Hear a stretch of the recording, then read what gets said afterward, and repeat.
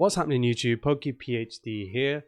Welcome to another video of mine. Today we are going to be talking about the kind of hottest topic at the moment, and it is not the brand new Fiery Charizard Rise of the Black Flame set. It is in fact Pokemon 151. The set, of course, is not exactly new. As I mentioned, Rise of the Black Flame is also pretty trendy at the moment. Just came out last week. But 151 kind of continues to defy odds, and this is probably gonna be the general discussion of this video. So first things first, if somehow you've been living under a rock the last few months, 151 is kind of the celebration of the original generation, all the Pokemon from Kanto in one set, not been done before. No, I mean, obviously base set didn't include all 151 Pokemon. In that sense as well, so this is a kind of brand new thing. Again, big celebration. Kanto again, that generation 1 era is just still happens to be the most popular era, particularly now where we're talking about the people who kind of enjoyed that era or kind of resonate with it most are now adults like myself, my age, because again it is my favorite era. It is one I resonate with the most, who are probably the people now who are buying all these boxes at ridiculous prices. It's not going to be the newer TCG fans from Sword and Shield or Sun and Moon, for example, right? So the set obviously itself is amazing. It's fantastic. Just some amazing artworks. Honestly, there are just so many fantastic artworks to pick from. They've really emphasized and put a light on so many different Pokemon from that era. Like, if you're a big Pokemon fan and you follow Pokemon for a long time, it's realistic that one of your favorite Pokemon has an amazing card from that set and is one that you'd probably think about collecting. And generally there's probably a lot of people out there, like myself included, who are just like, hey, I just want the entire set, right? It's a celebration of Kanto for the beginning of Pokemon. Why the hell not do that and pick up a set of or at least collect the set itself at some point. But the issue that obviously I'm sure you're well aware of is that the demand has been so great that in fact we are still looking at a period of time, some time after release now. It's been a few weeks. It's been almost 2 months, I believe, if I'm being precise. And we are still looking at the price of the box being 4 times MSRP, at least the Japanese MSRP, which is roughly around like $40 to $50. And I say it's unprecedented because we are into the next set already. And I know in Japan it's a lot, it's crazy how quickly you moved on from one set to the next. But this set in particular just hasn't kind of slowed down in any sense. Pokemon did say that they were going to be kind of printing as much as they can. They called it like printing to demand, right? However, the demand has been so great, and this is something I had alluded to previously, in that, for example, we saw how things were crazy for example, special sets like VMAX, Climax, and then at the end of last year, V-Star Universe as well. And it was kind of clear to me that 151 was going to be bigger than all of those. I really enjoy V-Star Universe. I bought a lot of V-Star Universe at this point, but if I could swap all of those boxes for 151 boxes, or the equivalent in terms of like monetary value, I probably would do that. And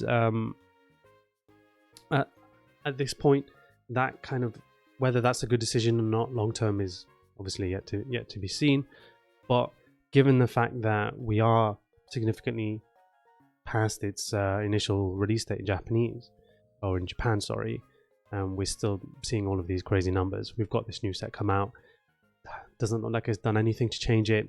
If you're seeing this amazing shiny new product, right, this shiny new toy that you've got your eyes on, right, something more shiny, something more attractive is gonna have to come to kind of distract you from that toy that you currently have, right? So you give a baby a toy or a sweet or something, you're gonna have to pry it away. The only way you can pry it away from that baby is to give it something sweeter or something shinier, right? And we're in fact just Pokemon babies, right? Just finding our shiniest, most attractive boy we can in Pokemon, and kind of attaching ourselves to that. So Obsidian Flames has come out, so Rise of the Black Flames has come out and doesn't look like it has dented much of 151's progress.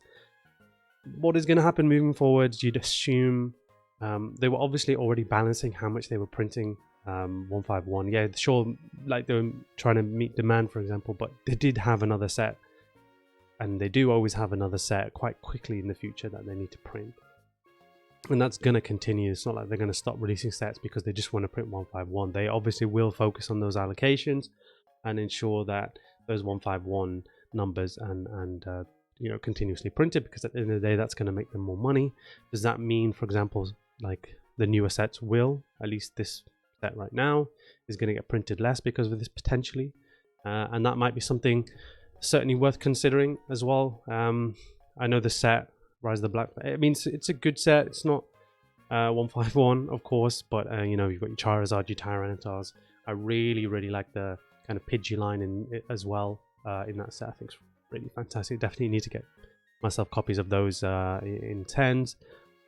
But does that mean less of that's getting printed because the focus is on 151 potentially, meaning maybe that's going to be less scarce? But the attention's pretty much still on 151 as a set, and it's going to be some time before that changes.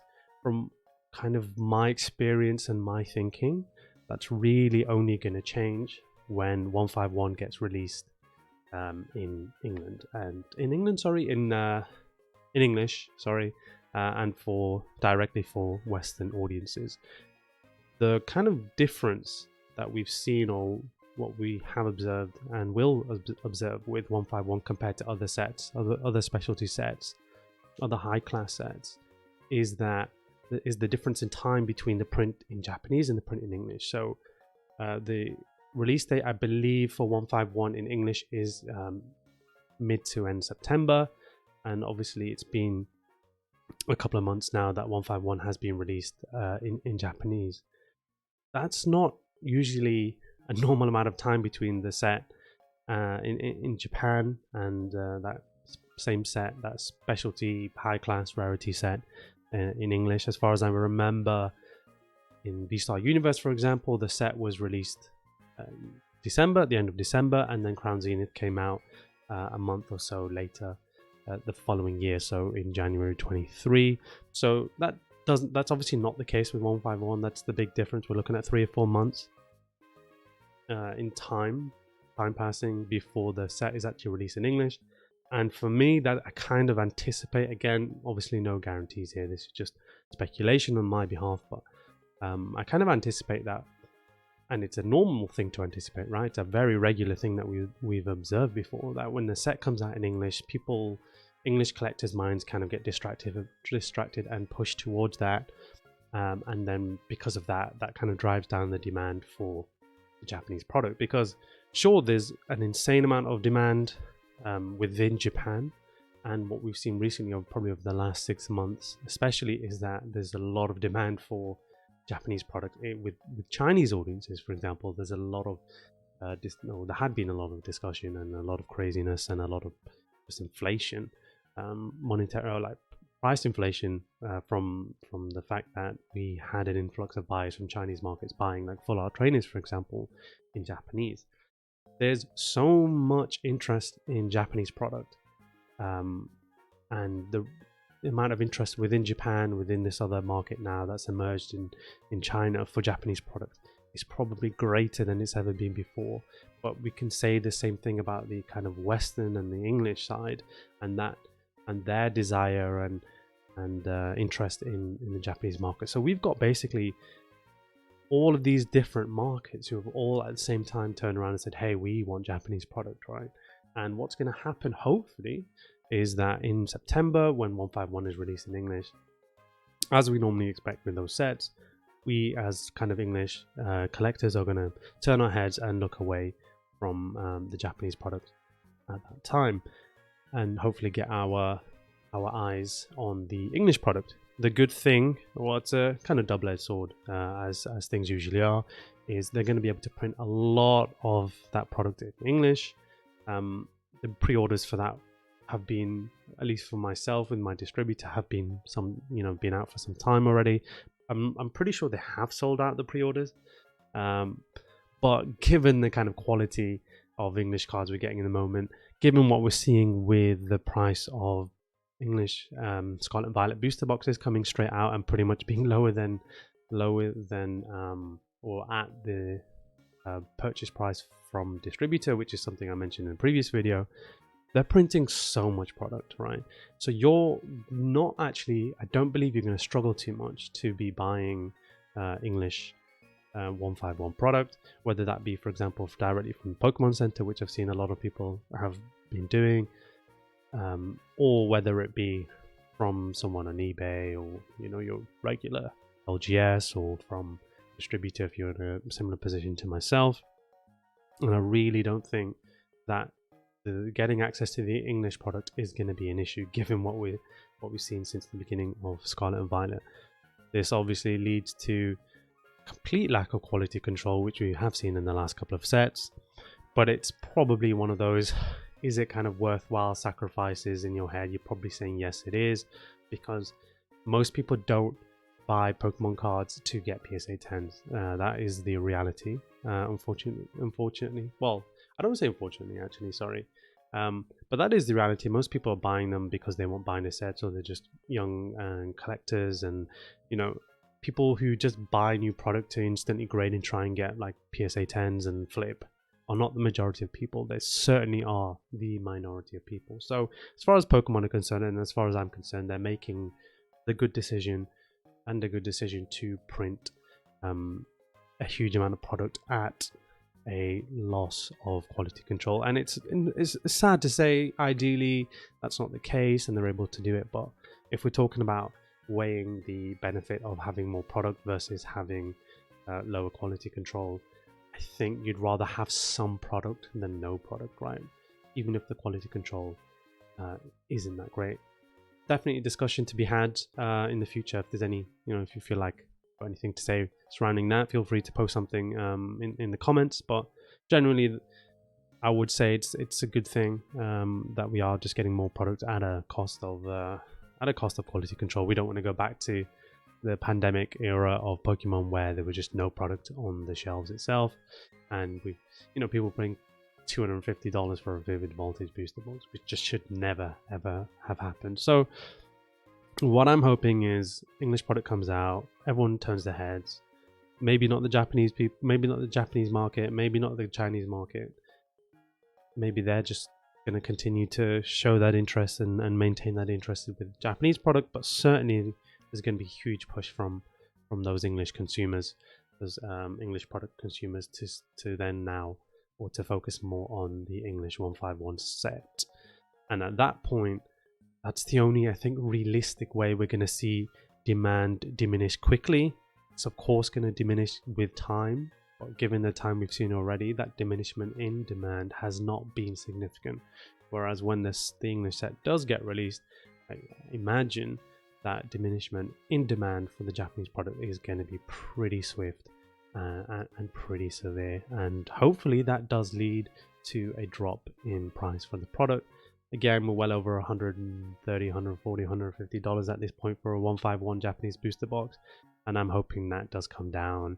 Anything under 100 at this point looks fantastic and looks like a great value, given obviously the demand, not just the demand, but how they print product in Japan, and in that, we're not sure we're certainly going to see another reprint later down the line, but if they're really focusing on getting a lot of product out now, are they likely to produce many more larger reprints in the future? Certainly gonna, as I said, they're certainly gonna produce, and they're certainly going to reprint, but the way my assumption generally is that they'll be aware of how well the product did when they had their first kind of few waves of releases, and they'll certainly taper that and use that as a kind of guide to produce that reprint again. But it's Japan, they reprint once, maybe twice, and then, you know, it's not like English where we're still seeing, for example, Cosmic Eclipse, random booster packs and stuff appearing out of the blue.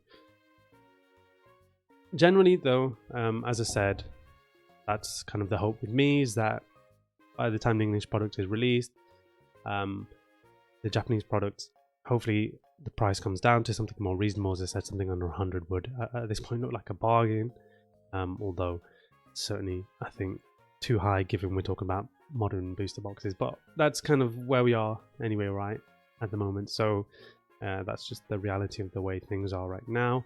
And obviously for myself, given the choice between the English and the Japanese product, I am going to go for the Japanese product. The English product is hopefully going to get printed a decent amount. Unfortunately, as I said, loss of quality control, which is going to be unfortunate, but they will, I imagine, continue to print and print and print. I think maybe it's going to be more along the celebrations line. We at this point don't really see much celebration stock. There's the odd kind of random boxes that seem to appear on shelves, but it's not getting the same treatment that kind of the main sets are, in that there's just very significant and regular, well, not regular, but there's very significant reprints that really do bring the price down, and you're able to easily get access to it. Whereas now, since we've had celebrations in 21, end of 2020, is it 21? End of 2020, we've seen products slowly come out, but not necessarily the kind of reprints we expect with the regular sets and the regular boxes. But again, that is just, as I said, kind of just some thinking from me, just some potential ways that Pokemon could obviously approach it. But that's, as I said, just trying to get some kind of thoughts out and some thinking from my behalf. That's generally how I'm going to be approaching the situation moving forwards. Kind of kept my hand, at least in regards to 151, I've kept my hand in my pocket for the moment, not touched any of the product. I know, like, it would have been fantastic to grab a few boxes at the beginning and open them and enjoy that, but I really couldn't justify it, given that, especially for myself here in the UK, we're looking at 140, 150 pound a box at release, and I just, I couldn't do it. That was the main thing. What I was doing instead was just picking up V-Star Universe. I was picking up loads of boxes of that at the time. And there's something to be said for not necessarily just following whatever is crazy and hot in the market at that time, looking for opportunities elsewhere. If your obviously desire is to purchase a lot of boxes and maybe sit on them, or whatever you're going to do, flip them or invest in them, however you want to approach it, I wouldn't say don't enjoy, or I wouldn't say don't buy product just to immediately open. It's the new set, enjoy it. There's nothing wrong with doing that. There's nothing wrong with getting a couple of boxes and ripping them open. You might not get the value out of them, but you know that you do it because you enjoy it. But I've basically kind of ignored 151 up until now, where I'm like, okay, we're getting to a point where we're not too far away from the English release, so I'm just going to probably have my eyes on it a little bit more and then see what happens come the end of September. So those are my thoughts concerning the 151 Japanese set. The insanely amazing, looked like it's so much fun to open. I really do need to get my hands on some, so hopefully I can open it on YouTube as well and share that with you guys. Otherwise, thank you for checking out the video. Let me know what you thought of some of the points that I made today, and generally what are your thoughts on 151 as a set, whether you've already bought your product and you're sitting on it, or whether you're waiting for the English to come out, and whatever your thoughts are, happy to discuss them in the comment section below. If you enjoyed the video, of course, please make sure you leave a like and subscribe if you're not already, and hopefully I will catch you on the next one.